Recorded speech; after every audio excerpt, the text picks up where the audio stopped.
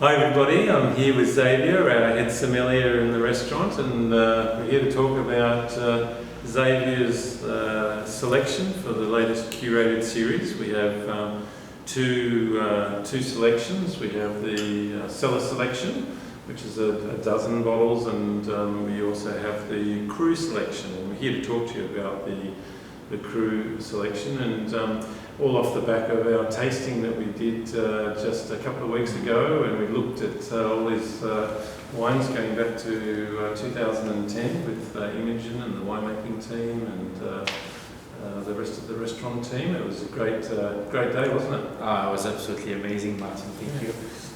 We really went through about 10 years of 10 minutes, I guess, and some revelation on the lineup. But for this selection, I just wanted to put together sort of more current vintages and also grape variety that are being a bit underrated in my opinion, including Sauvignon Blanc and Pinot Gris, because Mornington is doing some serious wine of Pinot Gris and Sauvignon Blanc. Yeah, and off the back of this, you put this selection together. So the first wine you've selected, I think, is the 2018 Sauvignon Blanc, which is the 10x Sauvignon Blanc. This is, of course, our barrel fermented fume style Sauvignon Blanc. What are your thoughts about the wine, and why did you select that? So I really like just to come out of that sort of image of Sauvignon Blanc being ripe, tropical. So what do you think in terms of a food match with this? What are you thinking? So food match, if you think of that sort of green fruit character, maybe doing some growing vegetables with it, which is classic pairing Sauvignon Blanc asparagus. But there is so many green vegetables, and the way you cook them as well are quite important. I think something a little bit steam with a bit of richness from a little cream at the bottom. I've got in mind the salad that we're doing in the restaurant, which was made with macadamia butter, and then you got all this green with a bit of vinaigrette, and that sort of acidity, richness, texture, crunchiness would match perfectly well with the Sauvignon Blanc. But also, think about a goat's cheese. Yes. Here in Mainridge, we have plenty of fresh goat cheese. The goat cheese farm, and we do the salad quite often in the restaurant. Absolutely. And home dining as well. Fantastic suggestions. All right, well, let's move on. Let's look at the Pinot Gris. Now, the Pinot Gris, some of those were looking fantastic, weren't they?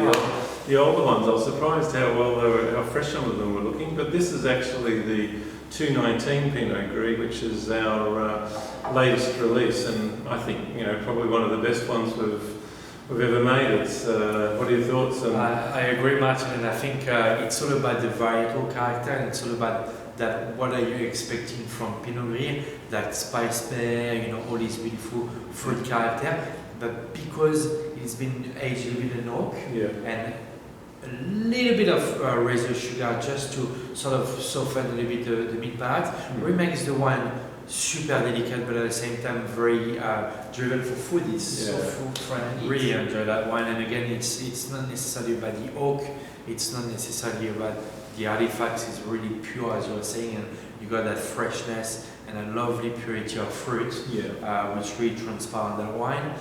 It's a wine that starts really to show not evolution per se, but really starting to have more complexity, and therefore, think about a crab, or think about something like a raw scampi, that's got a little bit of that oiliness. I'm missing the restaurants.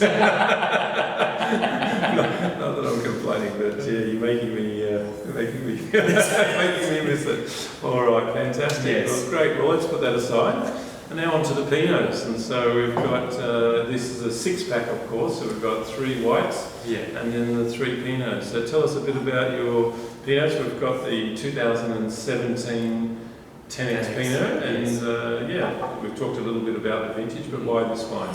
Why this one? Because again, it's I think it represents and showcases very well what Mornington fruits it's all about, and you do have again purity of fruit coming from the vintage, but also all this sort of element of complexity really starting to show as well, which brings the wine to really a level that we want to see when we open a bottle.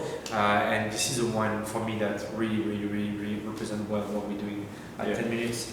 Great. It's just gorgeous. It's all about the drinkability, and this is really a wine that you could age for an extra 5 years easily, but also one that you can open now and really enjoy with with some lovely food and some very fine food. Great. And then the next wine is the Estate from 2015. Well, yes. Very lucky. Fantastic vintage, one of the best in the last 20 years, certainly probably the best in the last 20 years. Lovely, just consistency, great fruit, great sort of mid-palate, but beautiful detail, and just harmonious, I think, and it's great looking these 5 years on. Certainly drinking very, very well now. They were going through probably a bit of a quiet patch last year, and I think they've really woken up. And but what did you think when you were tasting this and the 15 Estate? Oh, I think where it's blurred me a little bit away, because I was like, wow, I was not expecting that level of complexity for an estate as per se. As what I would expect in the world of wine is there's so much work and so much love and so much passion put on every single bottle of wine made at the manufacturer, and this is an amazing example that that a blend first of all can work amazingly well, but also that vintage 15 is just exceptional, and luckily we managed to take a few bottles from the museum stock, so I've included that on that section. It's one of the only advantages in having the restaurant closed. Yes, that's true. They have a little bit of stock available to be able to put in the selection, but it's nice to have that, a real highlight, I think, of this cruise selection. And then again, Martin, just it's another one where drinkability is really high. You really get a lot of emotion drinking this one. But also you can, if you like to age your wine, you can age that for at least another 7 to 10 years easily, isn't it? We keep, exactly. We'll keep this here because I think this is interesting. In the pack we actually have 2 estate wines, 2 estate Pinots, and this is the 2018, which we've just released in the last couple of weeks, and it's great to have the new estate out in the market. We hold back the wines 2 years, so we've just released that, as I said, back in early June. How do you compare these two when you look at the 18 vintage and the 15 vintage? What are your thoughts on the 18? 18, very, very bright, quite open already now, but you got that filigrane of acidity and that freshness, and it's 2 different winemakers as well, and I think it's good for us to see a little bit of difference in style. I think what Imogen has done in 2018 is quite exceptional, knowing that it was a warm vintage, so keeping the restraint of fruit and letting the freshness coming through. For me, it's what the highlight of that wine is. Yeah, I think what we were seeing is quite often the estate wines can be quite sort of restrained when they're first released, and you saw that with the 15 vintage and 17. The 18 vintage is sort of really drinking very well from right from the get-go, so to speak, right from the release, and so it's nice to compare the two, isn't it? And, with the tasting we did the other week, seeing them there was certainly 2 of the highlights of the last 10 years, and 15 probably the peak of them. Yeah, absolutely.